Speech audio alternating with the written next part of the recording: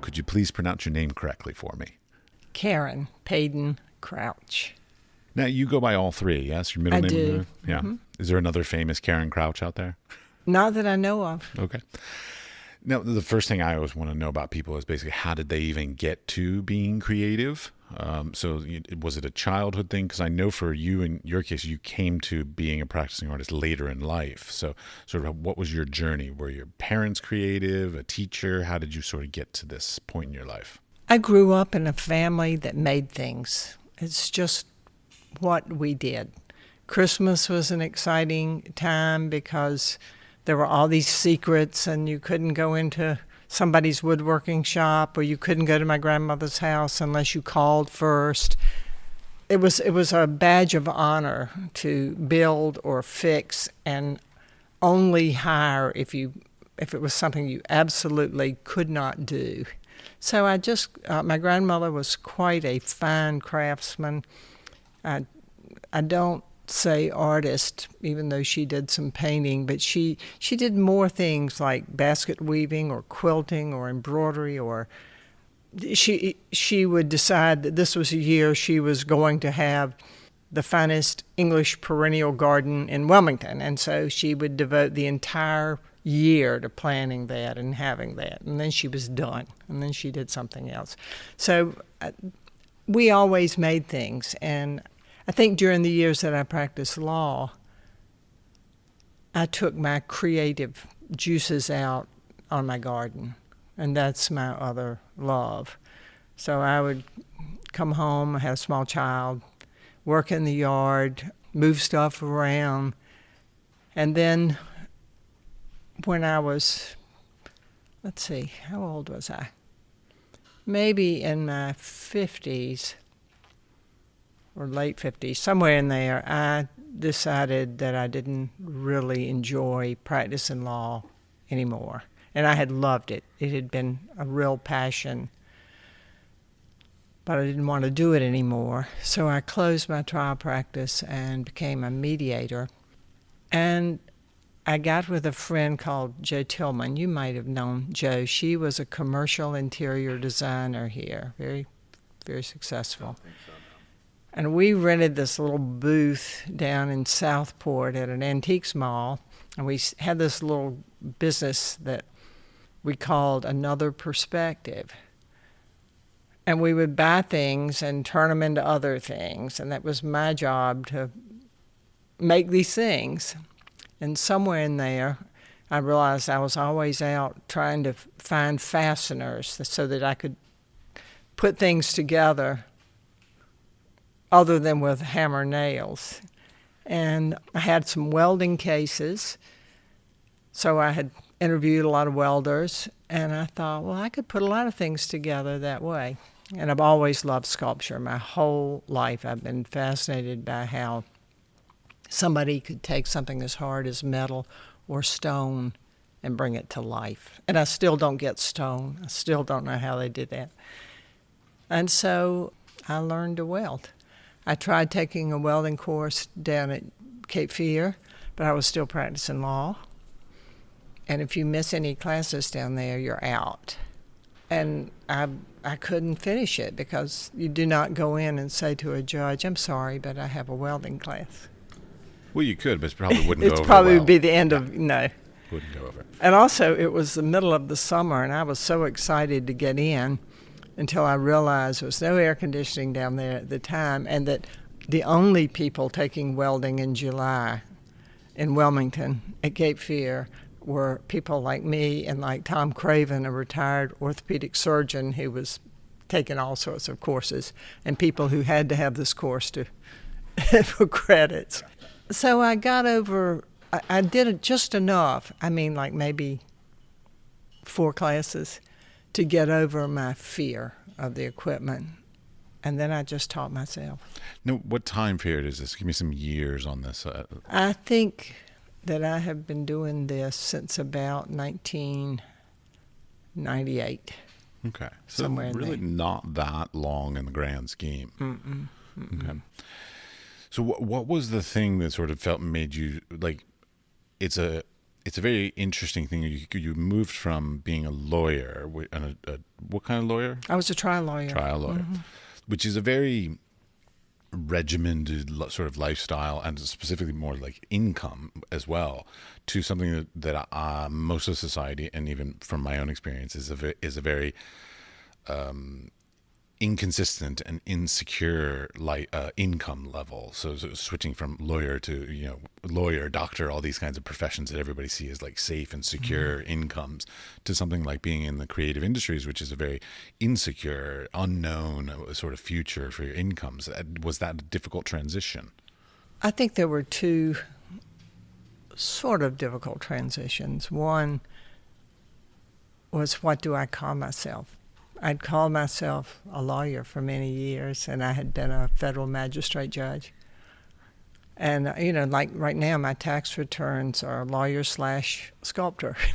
Still to this day. That's what they are. I have two incomes. I did have a significant drop in income, but I had had a good practice, and I'm married, so we have two incomes. Lee still practices, although this is his last year. And I was mediating, so I still had income. What I saw when I came to Acme in 2000. That's Acme Art Studios. Acme Art Studios here. And of course I got to know a lot of folks who didn't have any money saved up from years and years and years of practicing law, and who didn't have any second incomes. They were teaching, they were doing anything they could to make a living. And yet they were living very rich lives. A good bottle of wine meant a lot to some of my new friends.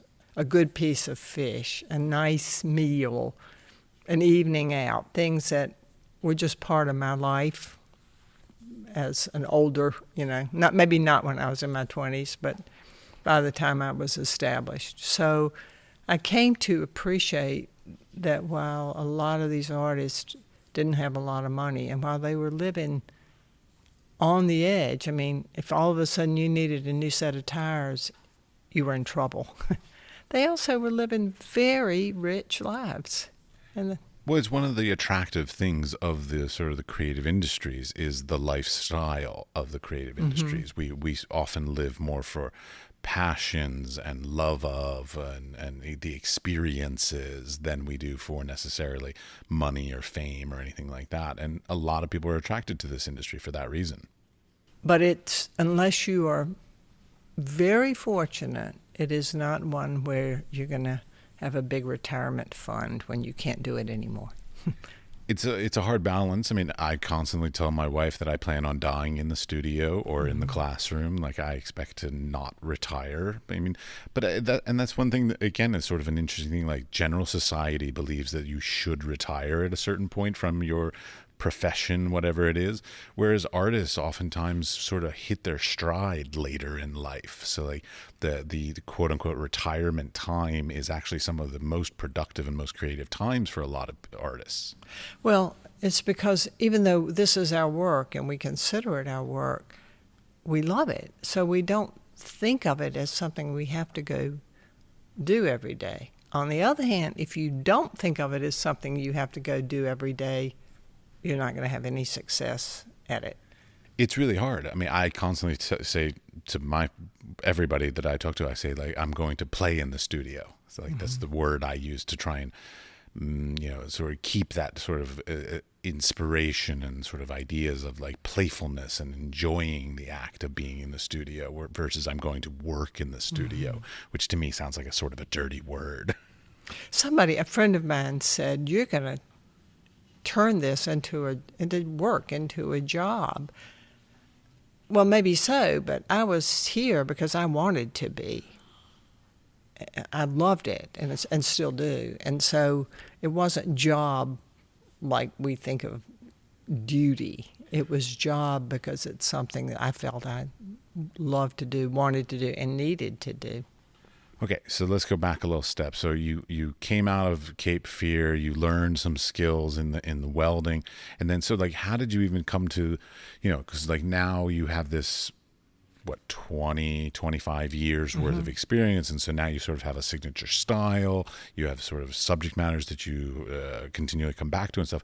But what were some of the issues sort of trying to get into doing this kind of stuff, thinking about treating it as a business, how much do you invest in purchasing of equipment versus income levels, like because it's always one of those things like if you better buy better equipment, theoretically you'll get more clients or make more sales because you'll make better work. But did that work out smoothly or the way you thought it would? The first issue for me was where I could work. I got this little MIG welder that operated off of 110, which is, you could plug it in at your house. Well, I live in a historic home downtown. I don't have a garage. I couldn't work. I didn't have any place to weld, so I had to find a place, and a friend, Mark Offerman, I say he's my Medici. Mark, do you know Mark? I know of Mark. Mark has a fabrication business, and it was quite fascinating when Mark made. Mark made, yeah. Right. And Mark had a place up at 4th and Martin, and I was totally fascinated by what he did and what happened over there, because across the parking lot from him was another place where this fella made like all the innards for aquariums, and Butch, I can't remember Butch's last name, and they were over there duplicating the monitor and hauling it up to Morehead City, and Mark was making all of the Christmas window displays for places in New York. He was hooked up with a designing firm who designed displays for big department stores, or he was doing the cabinets for Henry Bendel or something. And he said, look, you can work in the corner of my studio, my place. But if I have a big order, you just have to move aside. And so I paid him a little bit of rent and plugged my stuff in there, and gradually realized that little welder wasn't going to get me far.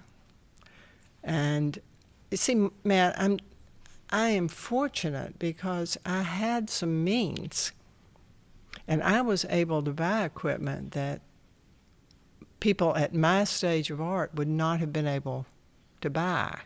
So I bought oxyacetylene tanks and rigs and torches and taught myself to do oxyacetylene welding. And then later I learned about TIG welding.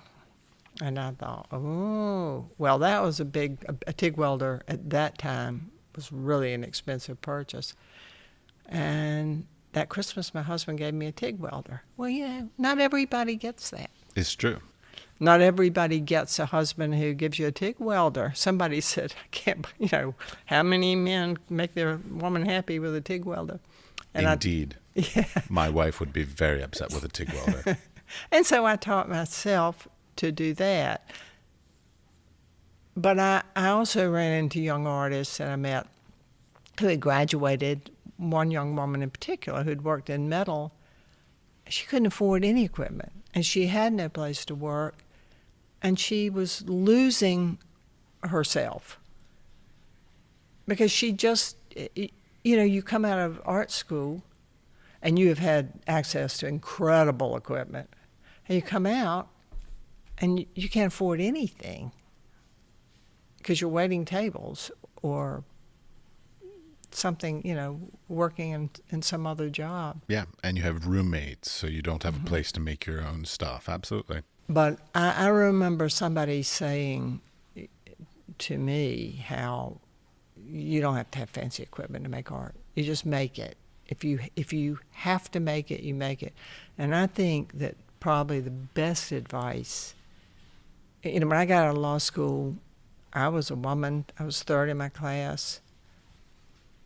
I had all but I was writing my dissertation. I almost had a PhD. I couldn't get a job in Wilmington. I couldn't get an interview. I could not get an interview. So I hung out a shingle, and I took whatever came my way. And I learned pretty soon that there were some things that people would hire women for that they wouldn't hire other people for.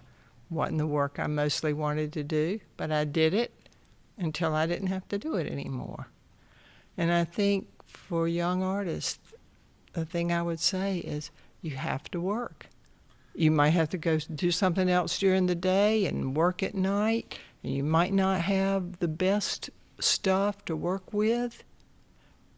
But if you give up, if you don't work, you'll never get there.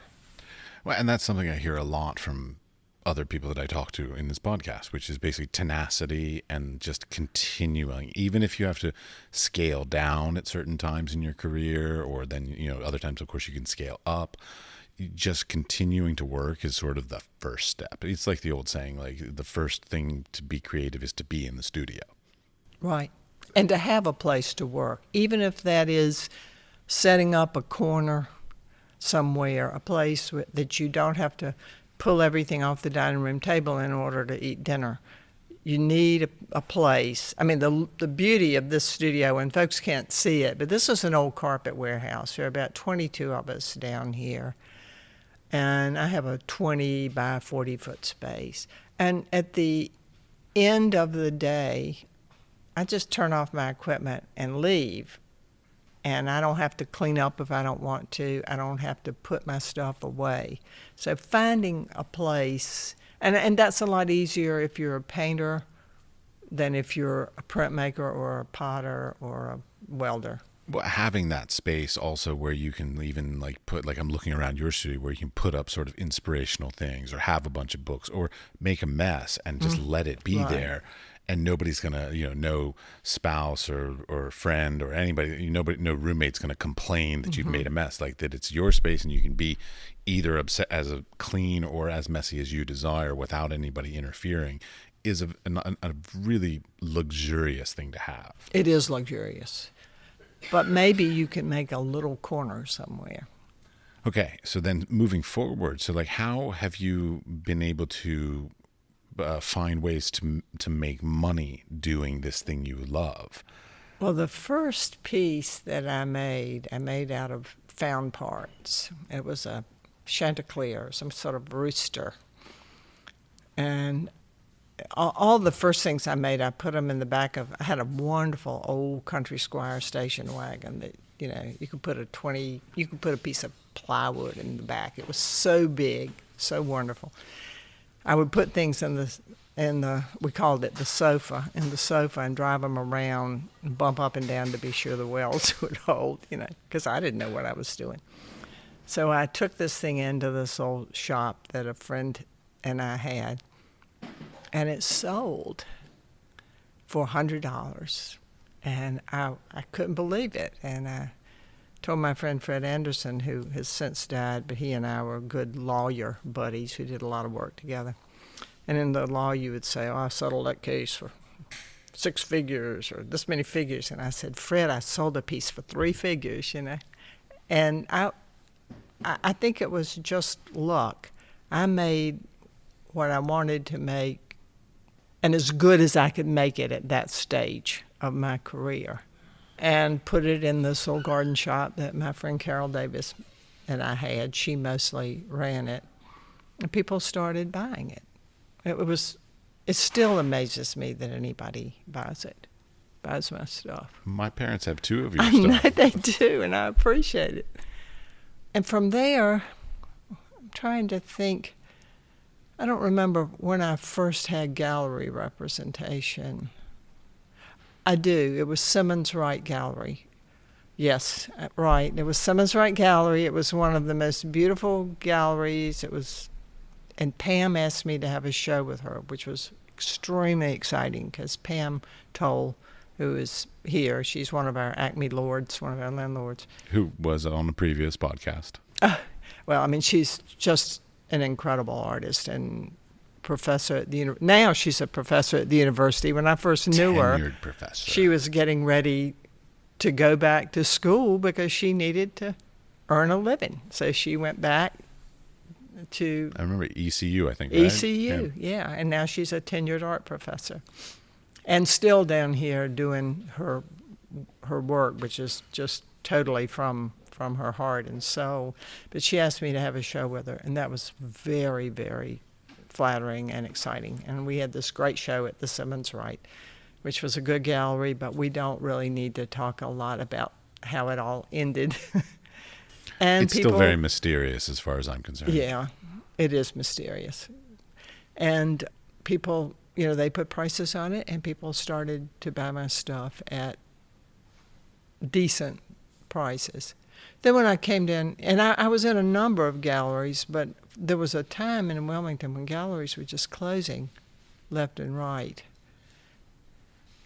But they always sold for me. And I think that was the beginning of my making any money at this, because I'm not good at selling. I don't want to do it. I just don't want to do it. I'm basically an introvert, and I don't want to tout my I wares. don't either. No, I would much rather be in the studio than out hawking my wares and whatever, writing grants and whatever else I need to do to try and make a living these days. I would much prefer to be making work and then give somebody else the responsibility of selling the work. Right. And if they do a good job, take the 50%. Right, That's take fine. what you need. Then after I came to Acme, Mark was going to sell. He thought he was going to sell his business. And he told me, and he said, Karen, it's time for you to step it up. You're beyond the corner of my welding shop.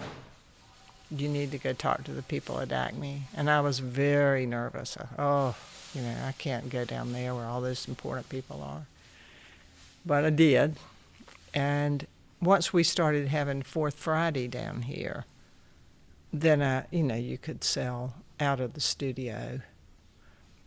And what I realized is I didn't always want to come to Fourth Friday because I didn't want to stand there and talk about me. But once I started coming to Fourth Friday, people want to know the artist. They want to talk to the artist. Amy from Art in Bloom, she represents a lot of people down here, and she'll call and say, some folks are in, they're from wherever, they like your work, could we come by the studio? And it makes a big difference to people who want to know the story behind what they're buying a lot of times. Well, and that's a hard balance because a lot of artists are introverts and they don't enjoy even just talking about their work, much less like writing about it and things like this.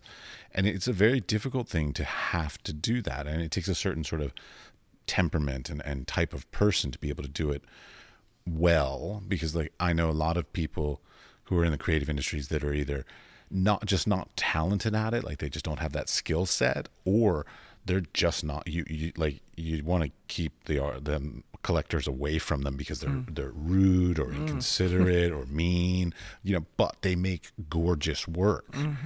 And so sometimes there's that balance of like, how involved should you be with meeting clients and things like this versus how much is it just leave the work to speak for itself. And it's hard. Well, I'm probably not unique in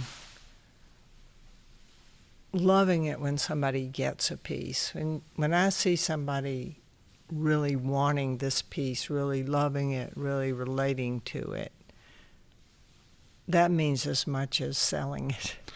Okay, but so let's take a little bit of a difference. So I'm a photographer. What I call my hard costs are pretty low.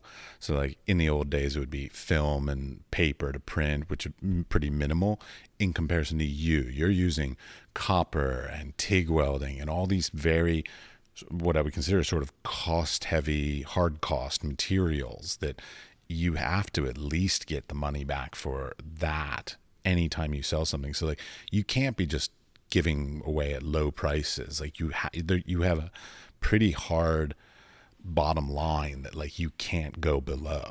I do, and that's one of the things when people come in and see what I do, when they see the story behind how that piece happened, they start to appreciate the cost. Bronze, I work in bronze almost exclusively. Did I say copper? Mm-hmm. Sorry. But it's an alloy. Sorry. It's very expensive, and you don't just go buy it anywhere here. It's shipped in. The best place to get it is Atlas Metal Sales in Denver, Colorado. They sell to artists all over the world, and it's expensive. And it's expensive to get it shipped.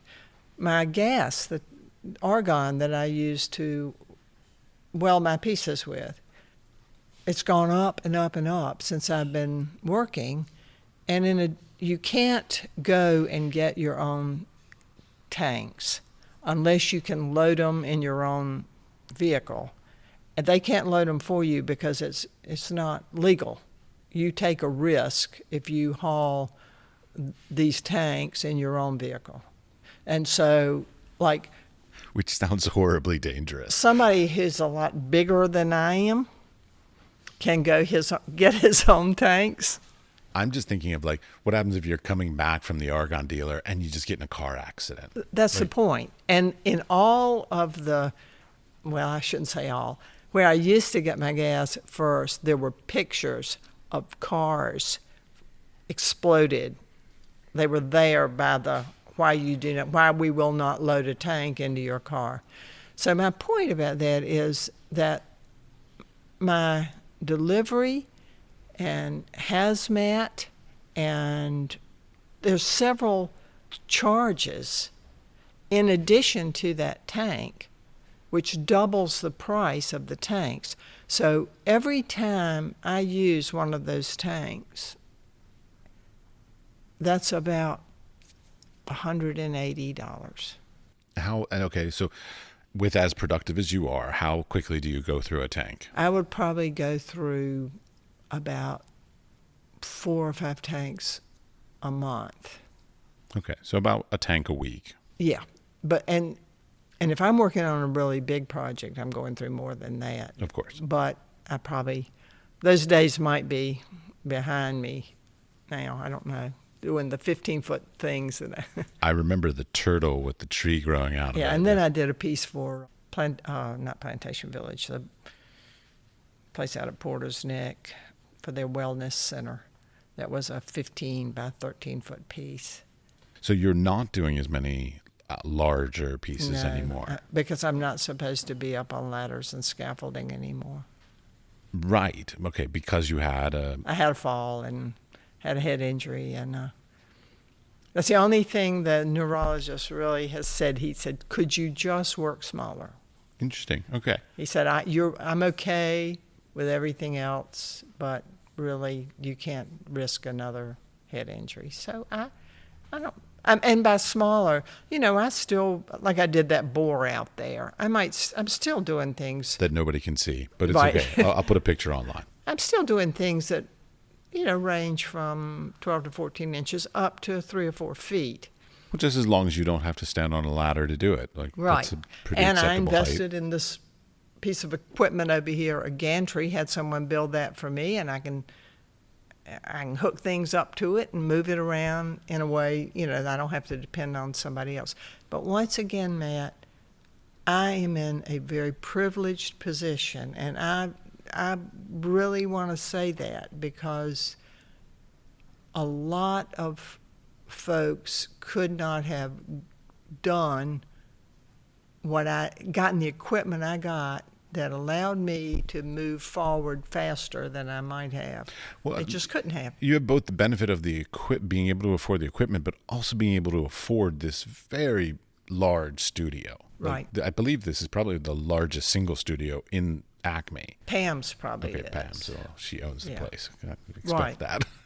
But, one of the largest. 20 by 40, that's huge. So I have my own little standards. gallery out there, and I have a workspace, and I have a place to sit and visit and think. And this lovely little sofa lounge that we're sitting in as well. Sofa, yeah.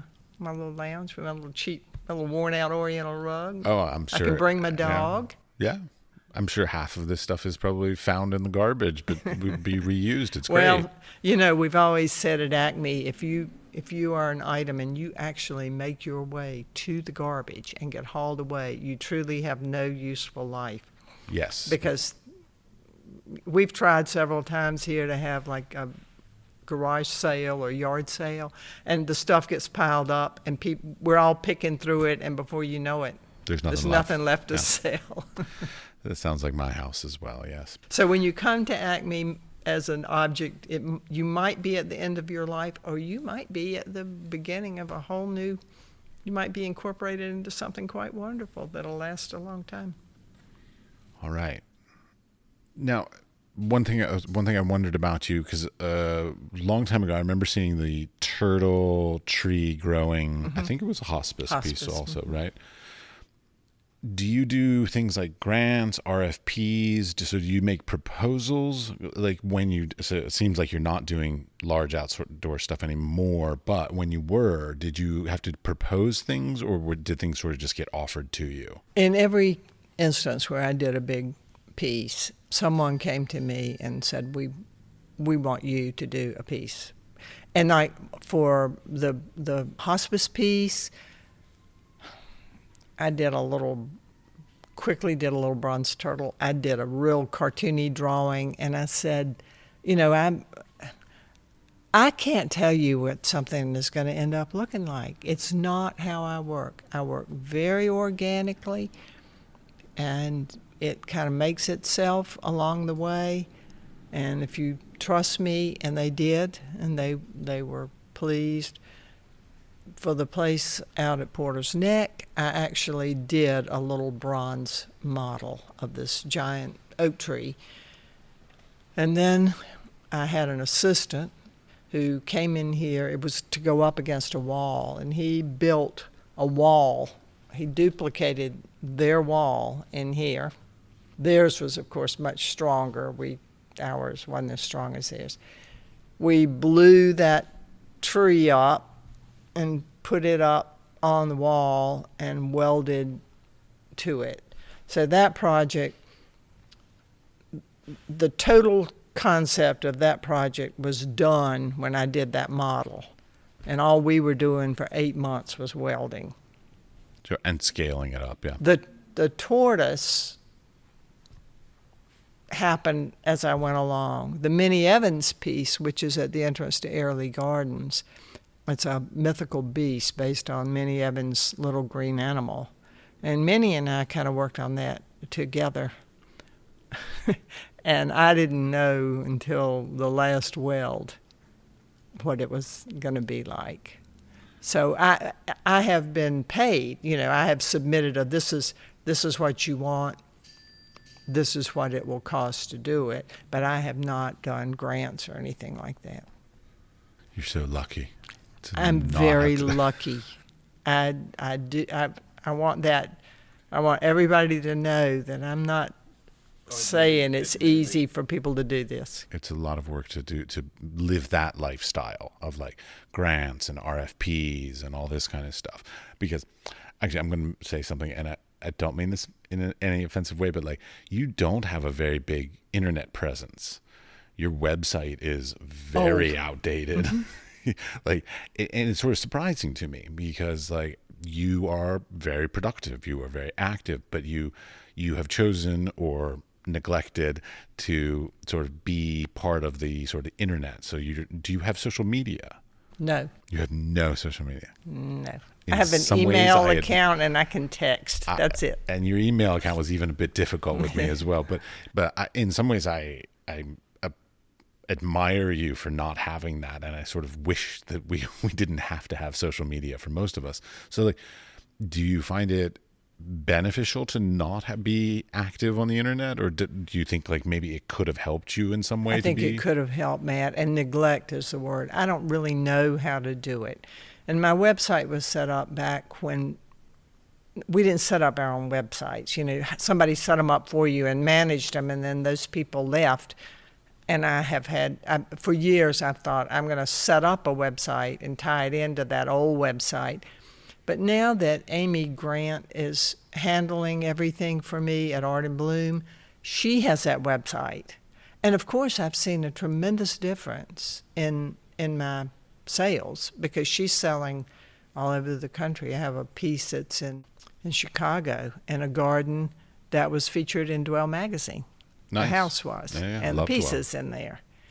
So I just couldn't. I probably could do it. I'm not an unintelligent person, but I'm just not going to, and I know I'm not going to, and so she does it. She does it. So she is my web presence. But I agree with you. If over the years, if I had been willing to maintain a web page and put my new stuff on there, I am not trying to tell you to do it in any way, shape, or form, because it's difficult. I mean, it's just another time thing that takes away from whatever. And to a certain extent, even when it comes to social media, it becomes an emotional thing, because you start putting things on, people don't like it as much as they hoped they would, and then you get like, oh, why don't they like it? And then so it becomes an emotional circus. And so I wish that in many ways that I could live the life that you live, which is, not caring about the internet and the social media stuff, and being able to have somebody like a nice gallery basically handling all this for you. But Matt, if I had to depend on this to pay my bills, I wouldn't have that choice, I don't think. Okay, well, see, and that's an interesting balance. So, to a certain extent, again, going back to that word, like you have the luxury of having some other incomes that make it so you're not sort of forced to try to make your sculptural work your primary income, and so therefore you don't have to do a lot of these public relations things and all this kind of stuff. And that really means that I so admire the people who are out there living off of their art. I do. You folks who are making your living doing this, it's a sacrifice, but it's very brave to make that choice. And, like right now, Pam is a tenured professor at the university, but Pam was the person I remember who didn't know where she was going to get the money to put 4 tires on her car. That was Pam, Yeah. And you know what? She was still right down here, over there in that studio, working her heart out. Well, and okay, but within that, you also have a very good work ethic. Like, I do. Every time I hear about you, it's like, oh, it's 8 a.m., I have to be at the studio, or it's 5 p.m., I'm done. Like, you have a very strict work ethic about like being in the studio from a certain time to a certain time. Is that good or is that bad? I think it's good. And Okay. I'll tell you, when I first started doing this, when I first came down here, and I saw people who could come in here every day and didn't, I didn't get it.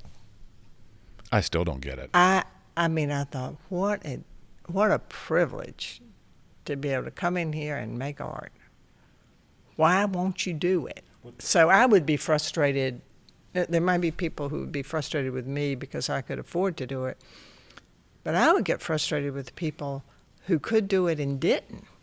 And I would think, why aren't you doing it? You have talent. You have opportunity. And you have time and you have space. Yes. Like, those are the 3 things that most artists want are time, space, and money. Now, not all of us are going to get money, but if you can at least get the first 2, you can sort of push towards that third one. So time and space are some of the biggest desired things. Like, I have a studio, though it's not as big as I would like, but I have a little bit more time to be able to devote to my studio work. So I have some of the 2, but not the third. The money part, that's the hardest one. That's the chasing the dragon, sort of like trying and building a collector base, making more connections with galleries and so on. And it just takes time. And a little bit of it is luck. You can have an incredible amount of talent, and you aren't the one that gets that lucky break. And I think, do you remember Leon Schenker? The name sounds very, very familiar. Leon died a few years ago in his 90s. He was an art professor at NYU, and he had a studio down here. He had retired down here. He was one of the abstract expressionists.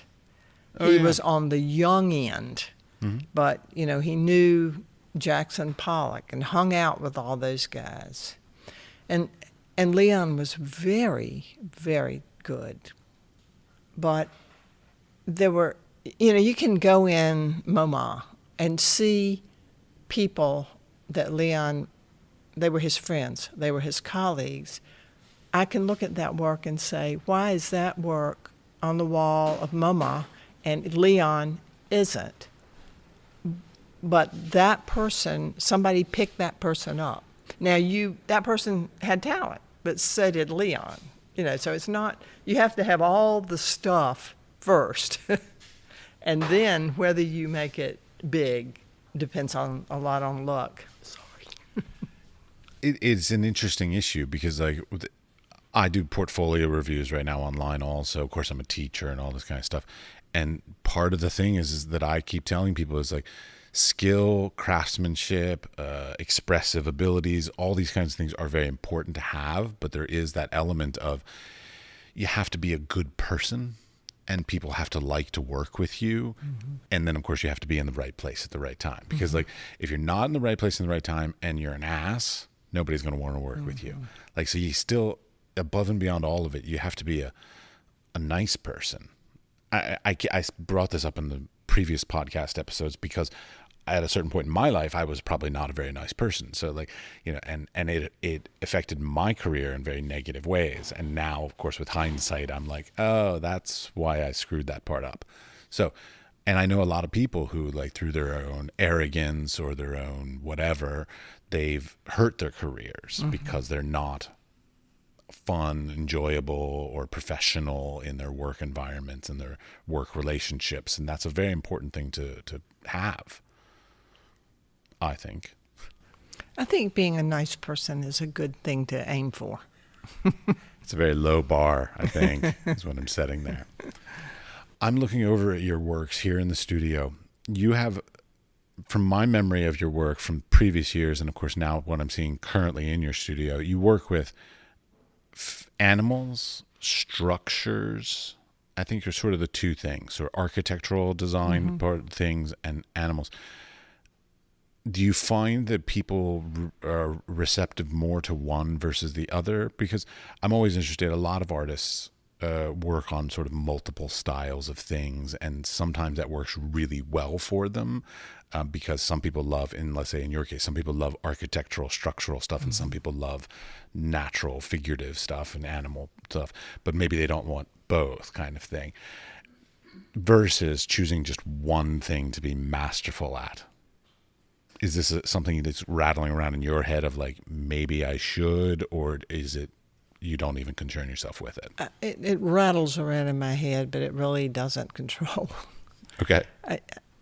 I grew up in the country. My father and his father were sort of Walden Pond people. I didn't have playmates. My brother was 6 years younger, and we just played with each other or played by ourselves and lived in our heads and the woods. And all of the natural forms, that's what informs me, whether it's an animal or whether it's a plant or whether it's a house. I've always been intrigued by shape and by how shapes work against each other and lean against each other and flow. People do like animals, but that's not why I make them. Probably should be, but it isn't. And the things I do are kind of gnarly. So yeah, your animals are not necessarily beautiful animals. No, because I grew up in the fairy tale world where and the mythology world. I can see it. It wasn't Disney. Yeah, we didn't grim fairy tales. Yeah. Right. And I can remember just spending hours looking at the illustrations in my fairy tale books, and they were a little scary. And I even had a fellow looking at a piece the other day, and he said, "Oh, I really like this piece over here. It's a ram. It's sort of a totem." And he said, "But my wife would think that's too scary." And they're not scary, like spooky scary, but they're not cute. And I didn't grow up with cute. I would never have said the word cute with your work. No. And I don't even, I don't know, I think I've had some really successful series that were anthropomorphic. They're all gone now. That was a series. That was a group. It was hard to sell because they looked so good together. The cart with the animals coming out of them stuff? Well, there was a Ptolemy frog and a tortoise and a top hat and a rat, 2 rats that were pair, and they all, I don't know where they came from. Some people saw Wind in the Willows. That was kind if they saw that, I thought. And those things pretty much flew out of here. And I would sort of like to do some more, and yet I've done those. And I can't do something twice. The life is gone out of it. It's like trying a case that mistries or gets appealed, and you have to try it again. All the life, all the spontaneity's gone. Which actually brings up an interesting question. So your work is very labor intensive. And I mean, how long, let's say I'm looking at this totem, it's about 1 foot tall, 12 inches tall. So how long would that take you? A few days, because because you notice it's a totem, and so it's the detail is in the head and the base. But other pieces, it would be unusual for me to do almost any piece in less than 2 or 3 weeks. Okay. Well, the reason why I'm getting to this is because you even mentioned the idea of working in a series. So the question would be,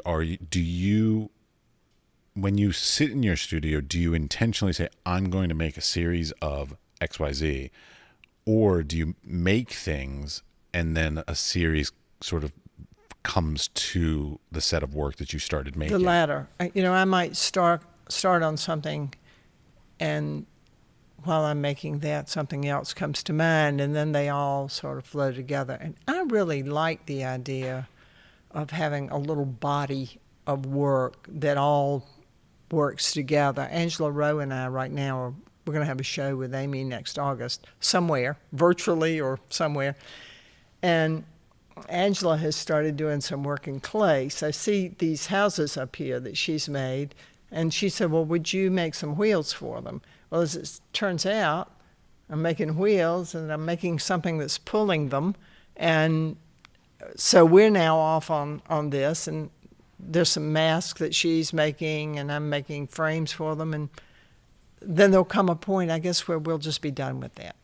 Well, that's one of the things, because I see this debate that exists in the art industry, which is sort of one-off pieces, maybe consistently of your style, let's say, versus creating sort of bodies of work kind of things. Some artists love doing just sort of individual pieces that are of their oeuvre kind of thing, versus others really, really love sort of fulfilling an entire thought and creating a finished body of work and then moving on to the next thing kind of an idea. It seems like you're more body of work kind of person. I am. I mean, sometimes they're just individual pieces because you can't sustain. I mean, sometimes I come in here and I clean up the studio because it's very hard to sustain that creativity every minute of every day. But you still have to, I still need to be in here working, thinking. Well, that's your work ethic. Not everybody thinks like that.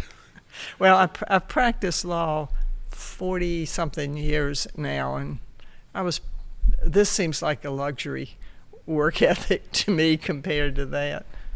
Now, you also mentioned that some of the things flew out of the door, some of the things took longer to do. Do you store any of your unsold works? I guess the previous question to that should have been, do you even have any unsold works? I don't have a lot right now. And that's a really, I sound like an NPR interview. That's a really good question, Thank you very much. I've often wondered, if a piece has been around for a while, should I take it away? Oh, do you do that? But I don't. Okay. Because, I had a piece in here for a couple of years, and this couple just kept saying, we love that piece, we love that piece. I thought, well, and then one day they bought it, and they do love it, and they were just waiting for the right time. So I don't like for things to get stale, and fortunately, since Amy, they don't seem to be getting stale. But her attitude is, well, it's just waiting for the right person. Sure, but I mean, a lot of artists, myself included, we have to devote a lot of our space to storing works that are either have not sold, or in my case, even some works I haven't even had the opportunity to exhibit, which is another issue as well. Like, so even the ability just to let the public see the new works, which to a certain extent you have, again, a bit of a luxury because the Fourth Friday tours come to your studio. So you don't even have to put on an exhibition. You just need to put it on display and people will come to you. But it's an issue for me, and this is probably a luxury issue too. This whole When interview, luxury, is all it is. Well, Privilege and luxury, for that's me, all we're talking about. Being able to do this is an incredible privilege. I mean, I never thought that I would have this opportunity. And I'm grateful for it. You have a very aspirational studio and career going, as far as I'm concerned. But I know that the goal is to sell work. But when I'm working on a body of work, I want to show it as a body. So this group I had called Conclave, and I can show you some pictures, a very successful group. And I didn't want to sell any of it or show any of it until I had like the 12 pieces done. And people started saying, but I really want this. And I finally said, well, it's going to be in a show on X. If you want to pay me for it now, you can. But I want it in that show. So I went into that show with like 6 red dots, and it was an extremely successful show. I was going to say, you're literally defining everybody's dreams here, but go on. And I think one reason is because there were all these dots. So it looked like a successful show. So that's a piece of advice for folks if they, if you can pre-sell some things and you can show your work with some dots, it sort of encourages people to It certainly does. Buy. Absolutely. I used to work in art galleries, and we used to jokingly put up a red dot just to say somebody's bought something. So like, you should think more about buying. Yeah. Okay. 2 last questions. Generally my last question is advice, but you started with advice, so we're not going to ask that again. Your greatest dream. So like, if you had the opportunity to make a piece, either what would the subject matter be, and or where would you want it to be having its permanent home? I've thought a lot this spring about John Lewis, the civil rights icon. He went through so much. He was so principled. And yet he maintained such a loving, forgiving attitude and a positive attitude. I have no idea what I would do because I haven't thought that far. And in today's world, I don't know. Do I have a right to make a piece about John Lewis? I'm an old white woman. Southern white woman. An old Southern white woman. Yeah. Very Southern. Yeah.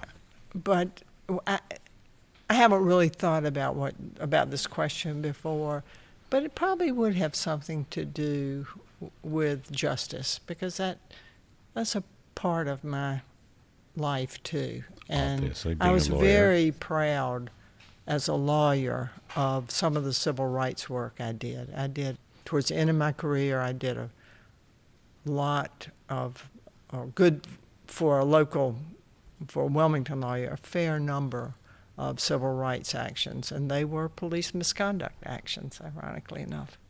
Mm. And some of them were bigger cases, and some of them were little people who were mistreated. And I remember a lawyer from a big firm saying to me, what are you doing this for? The jury finds for you, they're only going to give you X dollars.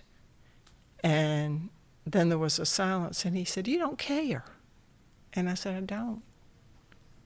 And so we settled the case. And when I think back on those moments where I made a difference, not just in civil rights cases, and sometimes in some little case that it was just somebody got his kids, those are proud times. And I quit practicing when I seemed to be moving into a place that was different from that. And I just didn't love it anymore.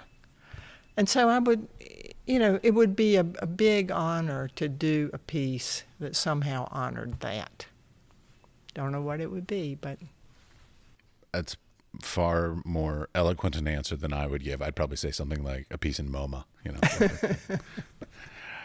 Last question for you, and again, I apologize if you take this wrong, but like, you're getting older, mm-hmm. and one of my previous guests was talking about like estate planning for artists, like where their papers and their collections and their research and their sketches and stuff like putting it into library collections or museum collections or this kind of stuff. Like, have you thought about any of this kind of stuff? I have never considered myself that important, Matt. I just assume that, my children and grandchildren will divide stuff up. I don't think of myself in that category. Never have. As good an answer as any. All right. Thank you very much. Thank you. Thanks for having me, Matt. Well, thank you for taking the time.